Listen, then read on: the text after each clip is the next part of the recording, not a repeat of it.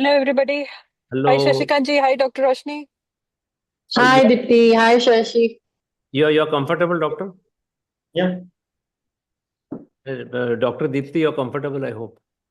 Yeah, I will have to check in a few second minutes, but I think we are good till then. Huh. Okay, now till then I will keep interacting with Dr. Roshni. So in case you want to go off screen and come back, you can always do that. There's no problem. Yes, so nice of you. I'm so sorry.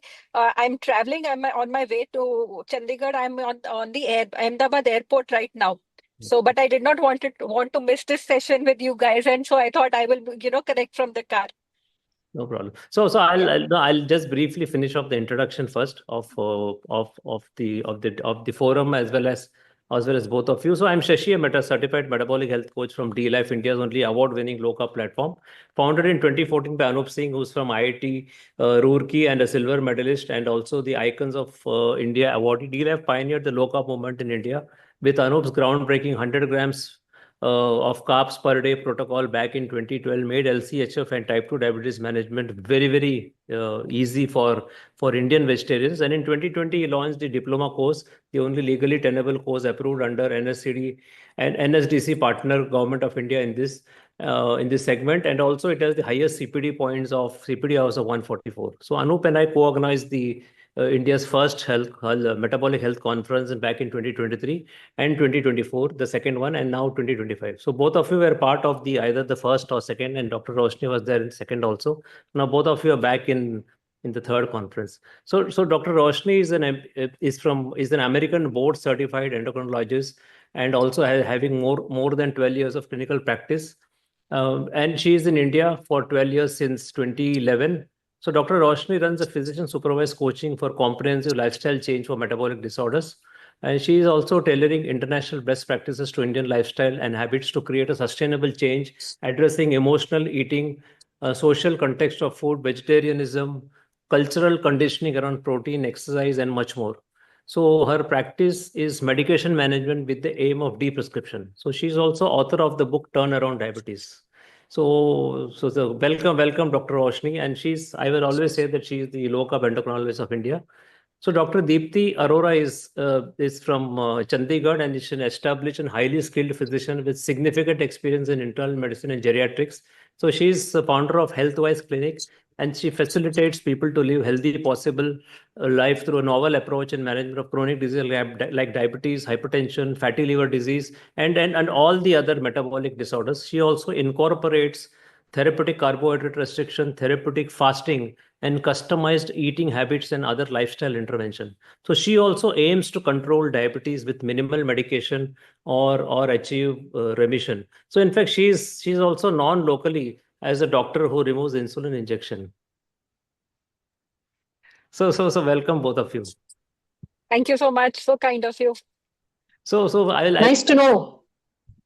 So I will also jump in directly to the question. So my first Yeah. question is, we all know that low carb diets are known for initial rapid results, weight loss and blood sugar control. But the key question is the long-term adherence. What makes low carb sustainable beyond the initial stage? So Uh, can I take this? yeah, you can take this. Yeah, so I think Shashi, that's a great question. Low carb comes with very quick wins, like very fast weight loss, better blood sugar control, and those things are very motivating to all the patients at the initial, phase. But to keep the people on low carb for the, a long duration, that's a challenge that we have to take. So first off, you have to explain to the patient that it has to be doable. Any diet, it is not particularly low carb, any diet is not going to be sustained if it is not doable, if it is too restrictive, too hard to stick with. That's why, I feel flexibility becomes the key. Some people can thrive. I know people who are thriving on strict keto, other do better with a little, moderate, low carbish kind of a thing. And there are people also who are doing carb cycling. So a lot of things are happening, and finding the best approach, finding the right balance for the person who is in question. My approach to a person with HbA1c 9.5 would be different compared to an HbA1c of 6.5. So it is, I would say, customized, like that planning that we should be done for the person. Another big factor that counts in is satisfaction. Low carb diets, they definitely keep hunger in check because they focus on protein and healthy fats, and these are naturally filling, as we know. So when patient is not battling hunger cravings, on a consistent basis, it becomes, I think, easier for them to stay consistent. Then comes I would say the most important factor, which is the real life factor: social events, travel, family. So with low carb, there have to be certain swaps. You can, like in a South Indian population, which is a rice eater, it can be replaced with cauliflower rice, or in an North Indian population, almond flour, or, can be replaced. So those things are there which need to be done. And health benefits, all of us are very well aware, they are beyond weight loss. They're improved energy, mental clarity, stable blood sugars. So I think all these things should make it is a difficult thing to do, like with all diets, but long-term adherence, given the benefits that we achieve, I think it definitely should be done. Thank you. Thank you. I think the second question, I think it is apt that it goes to Dr. Roshni because she works on this aspect. So sustainably offer comes down to behavior and lifestyle change. In your experience, what are the key behavior shifts that a patient needs to stick to a low carb long-term approach? And I think you're the right person to answer this. Yes, thank you. I was waiting for my turn to add my. Since you're doing it in a debate style, it's nice, right? That we do this opposite or complementary perspective. So I have a whole chapter on this in the book as well. At the end, exactly what Dr. Deepti mentioned: how to manage the parties, how to manage the social life, work life, travel. In short, I think what makes it sustainable is for us to not have this top-down attitude that I have a degree on the wall, I'm very qualified to put a low-carb solution on your face and expect you to sustain my advice. That energy, that psychological dynamic is what creates tension. Because if I'm the client, if my name is, let's say I'm Arvind, right? I'm Arvind and I'm struggling with diabetes, and someone comes and says low carb is good for you, but Arvind loves sweets. Arvind will do it for some time because somebody told, then his sweet tooth will happen, then his cravings will happen. So as long as the energy is somebody on top, whether it's the concerned family or it's a healthcare provider, a low carb coach, a doctor, doesn't matter who it is. If Arvind is internally conflicted, Arvind versus Arvind, one Arvind is looking at health goals, one Arvind is looking at pleasure, taste, social, cooperating with the environment, not to become difficult, asking for extra food on my side, give me some special food on the side. They have so many social needs. So what works for us and the coaching style we take is not to come at somebody and say, you will sustain this because I say so, because I think we're fooling ourselves that because I say so, someone's going to sustain. What helps is, can we activate the internal motivation of that person? Why does Arvind want it? Arvind wants it. He has this reason also. He has this reason. He needs to enjoy his personal life. He needs to manage his health so that he can have a good personal life for more time. So it's about helping Arvind see the conflict of why does he not want to do low carb. So I even teach my coaches, how to do this. Is it's not sufficient in my team for us to say, hey, you need to stick to low carb because it's good for you. Tell me how you're planning to stick to it. Rather, we talk about, why are you stuck? What makes you stuck?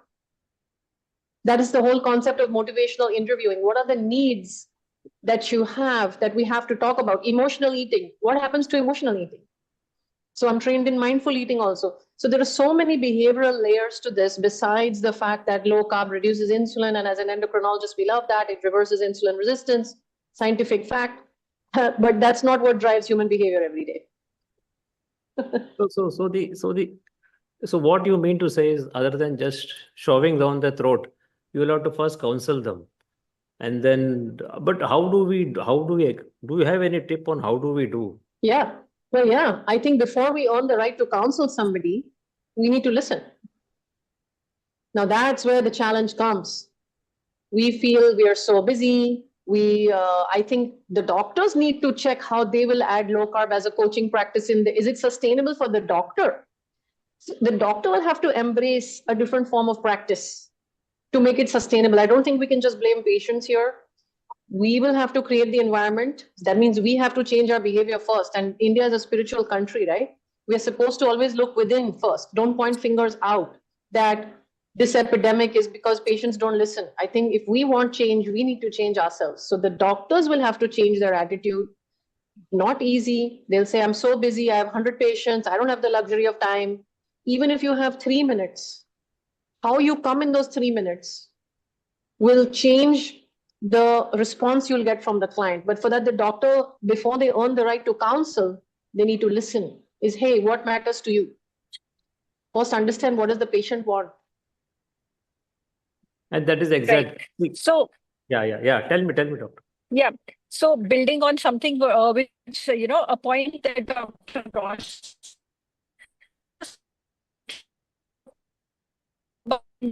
practices, I tell my patient one day a week, whichever day they want, whichever God they want to please, up to them. One day is going to be a complete fast. Especially my diabetic patients not on insulin. So I tell them, you pick up one God, whomsoever you want to please, and you are going to keep fast. So I think that works very well, They don't think I'm making, they say, okay, they're asking me to pray. And that, because of their health, they're very conscious. So that, we make a very good use of it. Second thing, we make excellent use of it during the Navratri festivals. So we cut down all the farsan, all the potato chips, all this thing. And we tell them, okay, fine, it is fasting. You are supposed to eat, we give them customized plans. Okay, fine, this is what you're supposed to eat. But does not mean that you're munching throughout the day. It only means one meal. Even if it is a kuttu atta roti or kuttu atta puri, I'm okay with that, but one. So restrict on the number of calories, restrict on the number of carbs, and restrict on the number of meals. So that goes a long way, because this spiritual aspect, I think I gelled very well with it. So I picked it up from that, and that is how I have built it. Thank you. That's a good insight. Generally our Navratri fasting is actually feasting, and then we keep eating. Yeah, it's feasting. And we see because we see those funny 15 minutes there, funny reels in because Instagram on Navratri fasting. There's very big and then first meal is fruits, then they have their farsan and namkeen, then they have their potato chips, then they have a proper meal. So that is feasting, that is not fasting. So counseling the patient on the spiritual aspect also, is something which I think it needs to be done. Second thing which I also do is, I tell my patients intermittent fasting is a concept that they should not listen to. They find it very surprising that, why should I not listen to intermittent fasting? So I tell them, see, we are a country where they used to say Surya Uday, sunrise to sunset means Surya Uday and Surya Ast ke beech mein khana hai. So basically that is intermittent fasting. You're eating only when the sun is high. You're not eating during the night time. You're not eating during any other period. So that also gels with them. They're, okay, fine. Intermittent fasting, we don't know. But sunset and sunrise concept between not to eat between sunset and sunrise, or to eat between sunrise and sunset, whatever. So that they pick up very well. So Dr. Roshini, what is your opinion on this particular fasting?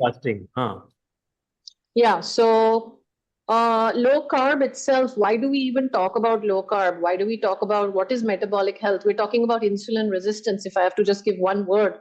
And the power of low carb is to lower insulin. Now, what I find is, and I talk about this in my book, I talk about it all the time, nutrition is one aspect. Low carb is one aspect. There is sleep that raises insulin resistance. There is stress that raises insulin resistance. There is a lack of exercise or muscle loss raises insulin resistance. These are the 4 wheels of the lifestyle car.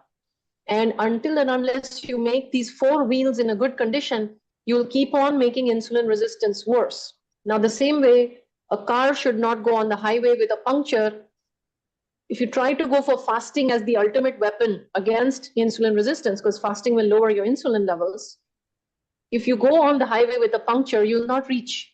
Similarly, if somebody tries to fast without making sure they are low carb, getting enough protein, without making sure their sleep is okay, without making sure their stress management practices are in place, without managing the exercise to protect against muscle loss and sarcopenia, any of these 4 buckets being punctured, these 4 wheels being punctured, fasting can become full of side effects. Those are the people who will say, I get headaches, acidity, migraines, fasting doesn't suit me, I'm not able to fast, I have cravings. all the problems that come with fasting come because we've not correctly applied it like a prescription medication. The same way we de-prescribe drugs, you have to use fasting as a therapeutic tool. Yeah, absolutely. Well said and point well taken. All these things have to be considered before we prescribe a patient of fasting. However, for a low carb also, I would not say that low carb you can eat 20 times or 30 times in a day, or the kind of 3 meals and 2 snacks, nothing like that. So basically, the eating window, even in a low carb, would be restricted. All the other factors, sleep, your muscle exercise, your at least another spiritual aspect I'll bring into it. So I tell my patients, do Bhagwan ji ko khush karne ke liye, you should walk. So that Bhagwan ji kaise khush honge usse? You will go to the temple. The walking is from your house to the temple. And then, so that picks up very well. Otherwise, they'll complain of why my knee is hurt or this, that, I can't walk. So when you tell them, go to the temple, do temple walk, that they do. So all these have to be built up. And like Dr. Roshini initially said, understanding the patient's pain points, understanding his requirements, understanding where is the lacuna, where is the void in the entire metabolic health. So, and you address that point directly, that gives fantastic results. I think that's a good point. And coming back to your point, Dr. Roshni, when you say coaching, you are right. It is not a prescriptive. We have to listen. As a coach, our job is to listen. And this is what even me, I was also a coach in the sense when I was a team leader handling almost 100 people. So the most of the thing which I did was to listen to people. So I think the same thing I do also now with my clients. I listen to them. I listen to their pain points, whatever small trouble. And I think that is what an important point which you touched. And I think this is also a good message to all the DLF coaches is it is even our diet is not just prescribed to give them and buzz off. No, we have to listen to them. We have to spend half an hour, 1 hour with each. And many of us are doing, we are giving half an hour, 1 hour, 2 hour to each of the clients to listen to them, listen to their pain points. And then, either we give suggestion or many times we also evoke suggestion from them. The coach's best way is to evoke suggestion from people. I think that's what we have to do. Fantastic. Absolutely. And the other point comes is people feel that this is very restrictive. So who will take up, Dr. Roshni? I'm happy to take that. So that is the whole drama, na? Food drama, ye tug of war. Why are we getting into this tug of war that I'm going to restrict your food? How about we empower you with knowledge? Now, the biggest issue is patients will go, like you mentioned, on Instagram and they'll search a diet. They'll go on YouTube and they'll search a diet. This health influencer is saying, eat this. This one is saying, don't eat this. Such a famous person is saying, and you're saying opposite. So I'm like, why do you want to listen to all these people with degrees and profiles and followers on Instagram? Your body is going to tell you the truth. You do the mini experiment. You take any XYZ food. You see how it's responding with your glucose levels and you decide. It is not us restricting you from your food. You get to decide. Like Dr. Deepti mentioned, same. We tell the patient the same thing. I'm not going to stop your snacks, but each time you snack, you are having an insulin spike. Is that what you want? You decide. You are driving. And I give the analogy of Google Maps. Google Maps is saying, take a right, take a right. If you take a left, well, you're driving, right? Google will then re-navigate from where you have gone. So the idea of me restricting, don't go this way, only go this way, it's disrespectful that they don't have any decision-making autonomy. They don't have any wisdom on the ground that I'm driving my car, there's a rock in the way, there's a dog who has crossed. I will have to take a different decision than what Google Maps understands from the sky. So it's not for us to restrict. It is for us to empower them with enough tools and enough knowledge, use our education, use our professional background so that they don't need to become doctors. Now, it's not right that just because they're not biology graduates, that they don't understand how their body works. That's not fair. So that is our job. Our job is to cover that much knowledge gap and respect that they have as much wisdom about the reality in their daily life. This drama of restriction comes when we don't account for the fact that they are also intelligent people who want to be healthy. Dr. Deepti, what is your take on this, that it's a very restrictive diet? This is a common thing we hear. See,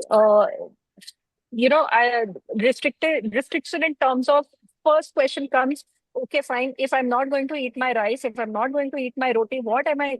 See, that's a very practical question. How do I finish my vegetables? How do I finish my dal or whatever?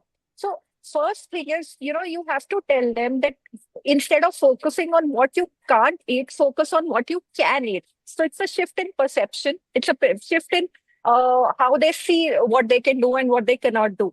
So also I tell them, in case suppose there is, somebody, there are people who say, without roti, I cannot eat anything. So I tell them, first fill your plate with protein, with the vegetables, with salad. And then once you are maybe, let's say, 3/4 full, then you can have roti if you want to, maybe half roti or one roti. So that is the way, stepwise, when you try to bring them down. So if you work that way, it is not very restrictive.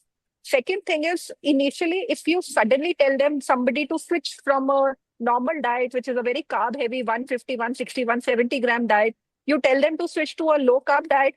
And there is so much myth. So like Dr. Roshini said, so much myth, so much drama happening over the social media, Instagram, and people putting CGMs and showing that I eat this and this is what happens. And there's a very funny Instagram video. See, with the CGM, see, I ate a mango, my sugar did not rise.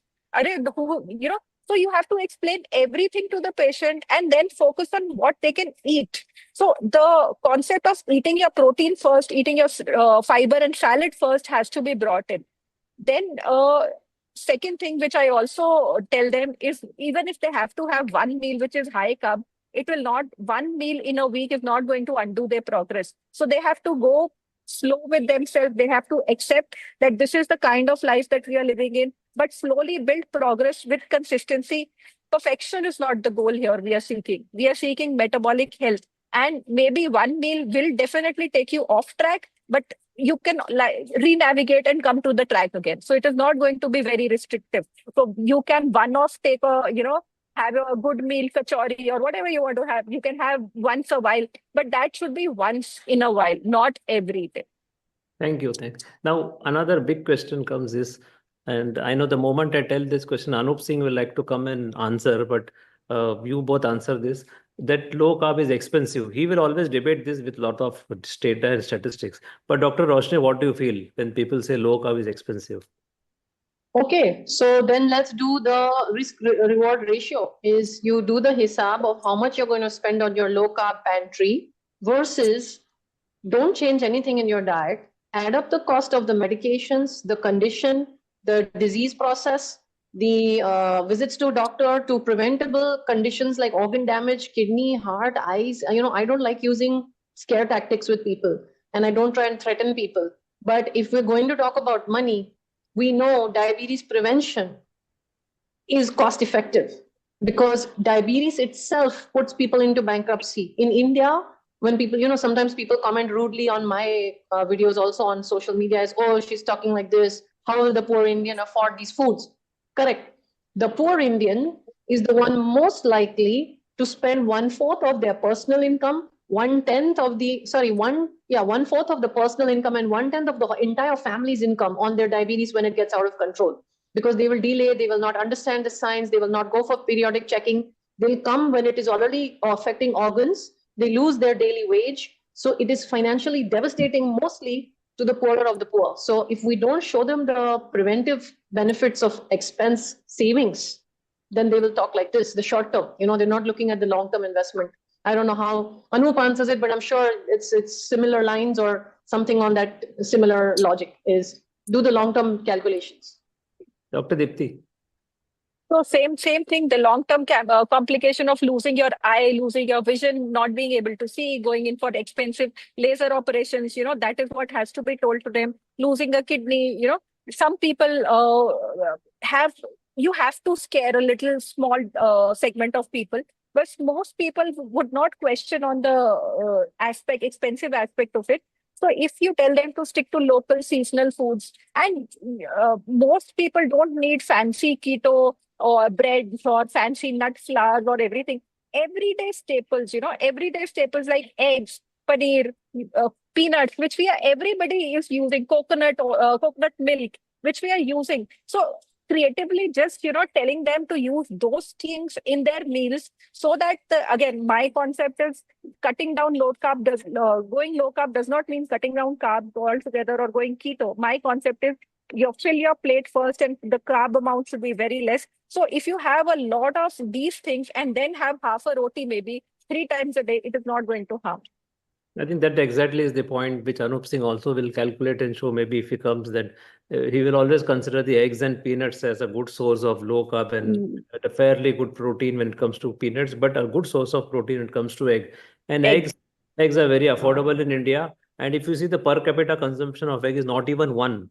I mean, that's how poor it is. And with all the dogmas and everything, in India, when we are all seen, you are also in low carb space. I'm also as a coach. We say that public are so reluctant, even non-vegetarians are so reluctant to take eggs. That's how it is. So they all want that poha, upma, and everything in their breakfast. So that so this problem will always remain. Now, what about how do we take care of those people who are doing low carb or keto very well, but then they have certain carb craving? So how will you address that carb craving which comes, Dr. Roshini?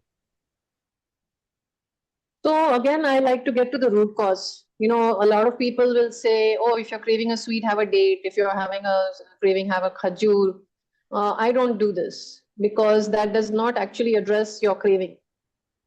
And to me, the craving is a sign of something underneath that. What is that? Is it that your insulin levels are high because you are having other things that are triggering insulin resistance, the way we spoke a few minutes ago? I'll look into that. I'll look into dehydration, where thirst and water signals are getting mixed up with something where your body needs maybe water, and see if that's what it is. Salt. Actually, I've seen that when people are not getting enough sodium, that they may have carb cravings or sugar cravings. So a few of these, and of course the emotions, right? If there is an emotional craving, so some of those were the biological explanation for glucose craving, sugar craving. There are also emotional basis for it, psychological attachments to sweets. And I don't think it helps to then say, don't have it. We need to help this person to get to the root of what gives me sugar craving. So it may involve therapy. It may involve, this is my stress buster. This connects me to my childhood. My dad used to give me chocolates. My dad's no more. I'm missing my father. I'm having chocolate. Now, how do you just don't just cancel that experience. It's a real emotional experience for somebody. So you need to help them understand their relationship with sugar. Cravings can be pretty deep and pretty profound when you start scratching the surface. So definitely it is possible to be free of good food cravings. The semaglutide industry wants you to think that you need to be prescribed a medicine for food noise. I find that to be very concerning, that thoughts about food are now being relabeled as noise, and we think we need to be given medicines to manage food addiction. I think that may be a premature message if we don't first help the person to actually explore their relationship with food, and instead of making it pathological and call it a disease that you're thinking about it, help them understand why are they thinking about it. And sure, the world is marketing sweets and junk to you. No wonder you're thinking about it. It's not a surprise. There's another big issue is, we often keep reading in media somewhere that, the anti-low carb brigade will always be there. They will say that this low carb causes nutrient deficiencies. So what is your take, and how do we address this concern? Yeah, so the first nutrient we'll always focus is the macronutrient, which is protein. That's the most important nutrient deficiency I'm most interested. After that, we will look at micronutrients, and we'll go step by step. Some of it is based on blood work, some of it is based on symptoms. And people are quite healthy even without fiber. The people who say that low fiber diets are causative of colonic cancer, they don't have that proof. Because those recalls, there were so many other confounding factors where they said red meat and they said absence of fiber. But the pattern of food in those people, there were so many other data points which were triggering higher, probably correlating with contributing to higher cancer rates. So we don't have clean data on the fact that everybody needs fiber. Now, you could flip the whole argument, Shashi, right? Is if a low carb carnivore, let's say carnivore, if they say the stool volume is less, well, you could say that's because everything you eat is so efficiently taken inside. There's no waste product. You could say that plants, the more you eat plants, you get good stool bulk and good stool volume. But who said the goal in life is to have large stool volume? That's not the goal. Why do you need to have a bulky stool? Right? This is a conditioning that more volume of stool is a good thing, but that also shows the amount of undigestible things you ate in the plant-based food. Now, not that I'm advocating for one or the other. If someone wants to be plant-based, someone wants to be carnivore, we'll help each of them reach their metabolic goals. But you look at blood work, you look at nutrient deficiencies, things like magnesium. not easy to test on blood testing. So you'll go by clinical, signs and symptoms. And you just go from there with the easy, straightforward iron, vitamin D, B12. These are the obvious ones to replace. On the contrary, animal proteins will give you most of the things you need. Good. So Dr. Deepti is just here, so I'm unable to get her in. Okay, fine. We'll just let her connect to the. I'm sorry. I don't know. I was kicked out because of some internet issues. I'm sorry. No problem. I'm just trying to get you in spotlight, so I'm unable to do. Fine. So if you can hear and you can talk, meanwhile we'll see. There is a common complaint that low carb leads to nutrient deficiency. How would you address that? See, nutrient deficiency, low carb, any diet which is any restriction will lead to nutrient deficiency. Any kind of So people in our countries, the most common deficiency that I see across is in diabetes is vitamin B12 deficiency. And that's the reason is people do not eat eggs. We were talking about eggs when I was kicked out. So people do not eat eggs. So if they have eggs, they will protect their nerves. Neuropathies will be delayed. There are going to be a lot of other things, So you cannot address one aspect of a diet and blame the entire diet as a whole. So everything has to be seen in as a whole picture, and accordingly a decision has to be taken. Anything that you do is going to restrict some nutritional value, and that if it can be supplemented with a simple supplement, I think there is no harm if it leads to major benefits across the spectrum. And I think I have a different viewpoint here. Whenever people say this, what I say is as per the prevalence data in India, more than 50% are already deficient in B12, 50%, around 70% in vitamin D, around 33% in folate. Iron deficiency is more than 50%. Already with whatever they are eating, they are deficient. So how can they claim that low carb leads to deficiency? It is foolish. On the contrary, low carb will actually improve the status even without supplementation, though we use supplementation. Yeah, correct. When the prevalence data shows something else. So Shashi, that's a very valid point. As an intellectual, we can talk that it does not happen. But teaching people it's a different, ball game altogether. So I am very clear. Yes, it can. I do not argue on that point. I said, okay, fine. It can cause when there is a nutritional deficiency, we'll see. Right now, let's continue with this. So, there is no arguing with common sense. Like Dr. Roshini said, use the wisdom of the patient. So my wisdom here says, okay, fine. I have done my best. When a nutrition deficit comes up, we will see. So mostly we know the energy levels will go up. Everything is going to improve. When the digestion also improves, I have seen hemoglobin of patients also getting elevated. So all the parameters get improved. So I just believe that, of course, low carb will not, if the answer is an intellectual answer, low carb does not lead to deficiencies. But however, explaining to a patient, I tell them, okay, fine. Any diet can lead to a restriction. Any restriction can lead to any deficiency. But when we come to it, when you feel some symptoms, then we will investigate and then we see. In my 5 years of practice, I have seen nobody come with me with a some XYZ deficiency because they have been strict adhering to low carb. So now 100%. I want to. Sorry, I'll just. Yeah. Go ahead, Shashi. Please. You want to say something? Okay. Yeah. I just want to amplify what Deepti said there is that when you go low carb, your gut lining inflammation improves, your absorption of all nutrients, macro and micro, will improve. And so it's important to say that. And like you said, same thing. We've not seen low carb cause nutrient deficiencies in our practice as well. Same agree with that. Go ahead, Shashi. Now, another important key aspect is the increase in 2 macronutrient which happens. I'll come to the first one, the terrible fear of saturated fat. Not that we are going to ask them to guzzle a lot of saturated fat, but what about the fat which comes in paneer, in cheese, in dahi, in eggs? How do you counteract this in your practice when they say fat will kill us?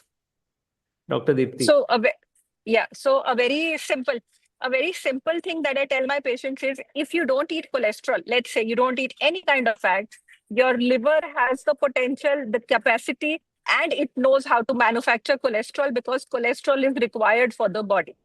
Very simple. Even if I go on totally zero fat diet, my liver knows because it has to have certain amount of subcutaneous fat. It has to have certain amount of other or this thing which has to happen. Our knees require some what they call grease khatam ho gayi, like in our local language they say. So our knees also require vitamin D. Vitamin D is a such rampant deficiency we see these days, but vitamin D is a fat soluble vitamin. So vitamin D also requires. So if you don't take orally, liver is going to manufacture. So that is the first point that I make. And when I talk to them about this particular fear of cholesterol and heart health on low carb, so it has to be explained to them. It is not only that cholesterol is good or cholesterol is bad. You can't take a extreme approach either ways. There are certain cholesterol particles which are good cholesterol, like the HDL, and there are certain cholesterol which may be okay, fine. Medical science does not say that LDL is bad, but we have to see what comes when the patient's blood reports come. So a well-formulated low-carb diet, a diet which will have healthy fats, it will have from sources like nuts, seed, avocado, olive oil, all these things, coconut oil. So these tend to increase the good cholesterol, which is the LDL, and they decrease the triglycerides. On low carb, we cut down on fruits. So fructose, when we cut down on the intake of fructose, triglycerides also come down. So that is these two benefits. Yes, there may be a few cases where LDL has gone up, but the benefits of the good cholesterol, I think they bypass the LDL cholesterol rise which is there. So the bottom line, I would say, when low carb is done right, it can be quite heart healthy, especially when the focus is on whole.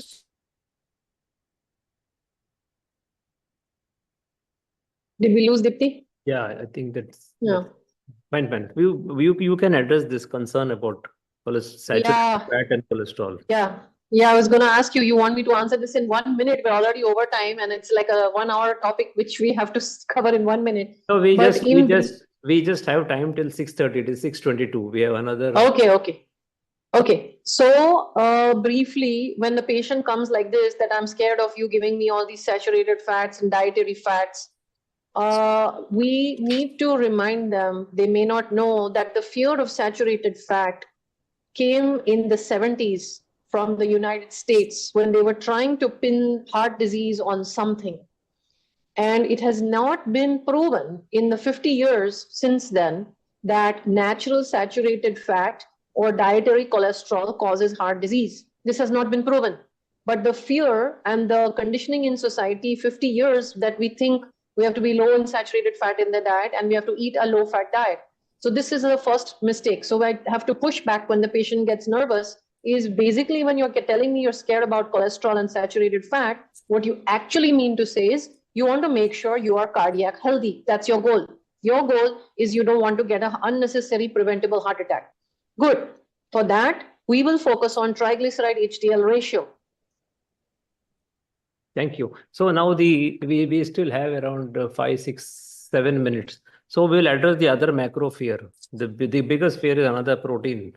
So whatever pathetic protein we are eating, even if you increase it to small level, people think that everything will come to them, heart attack, kidney damage. So how would you address this? Dr. Deepti, you can take this because you're going off air sometime. So how do we address this? I have not seen people complaining about protein causing, if you tell them to increase your protein, they very well, I think for me, I have not faced this challenge, so I will not be the right person to answer. Yeah, Dr. Roshini. Yeah, this fear is rampant. People are saying, oh, you're increasing my protein, I'll get uric acid, I'll get a kidney disease. And I zoom out and I show them that like you had the intellectual answer, which I agree the approach makes sense, is you are already showing micronutrient deficiencies without going low carb. Similarly, I show them the number one cause of kidney failure in India is diabetes and hypertension. India is a protein deficient nation.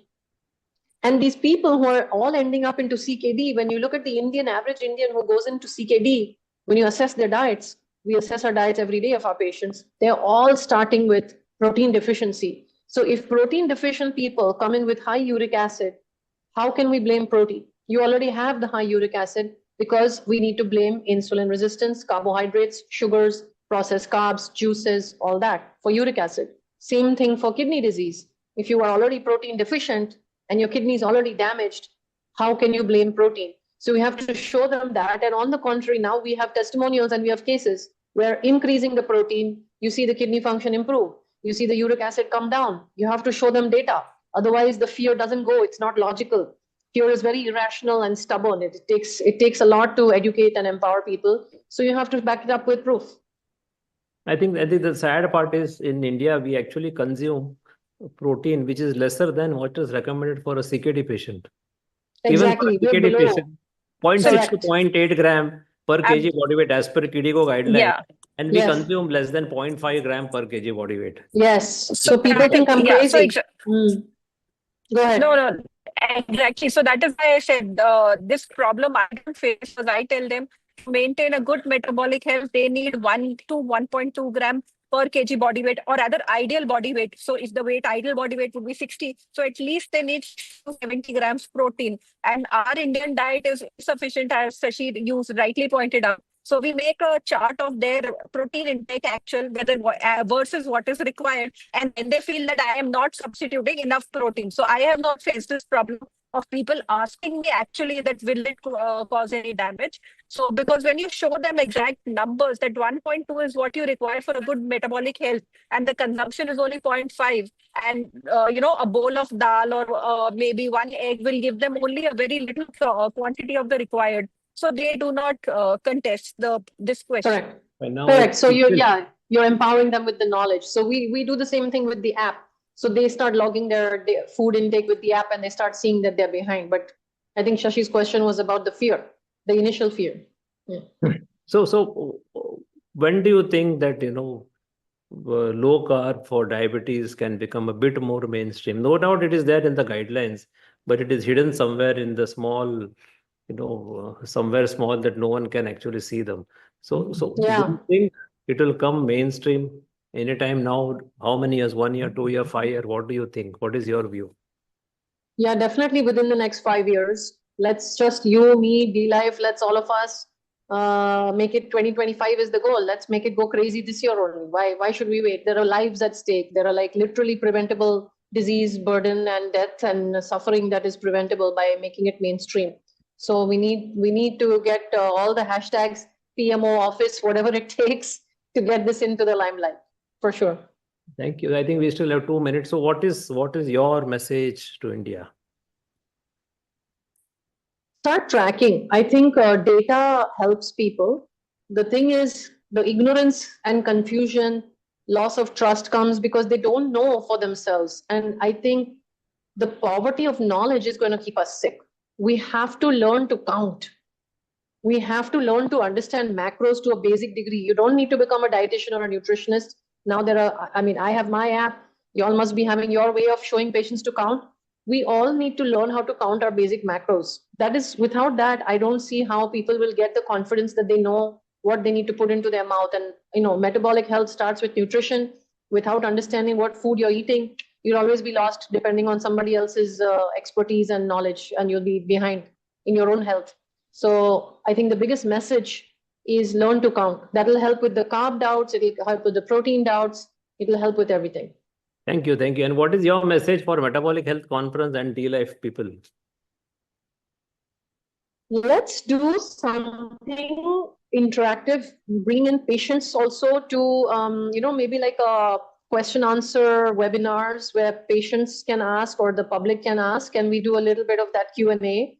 The more we create interactions and touch points and trust, the more the message will go. And let's do this together. Let's help the country.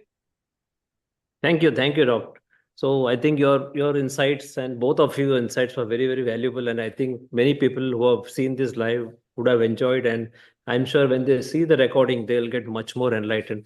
Of course, all the questions were very, very basic questions, but people still ask basic questions. And that is for sure. We have to start there.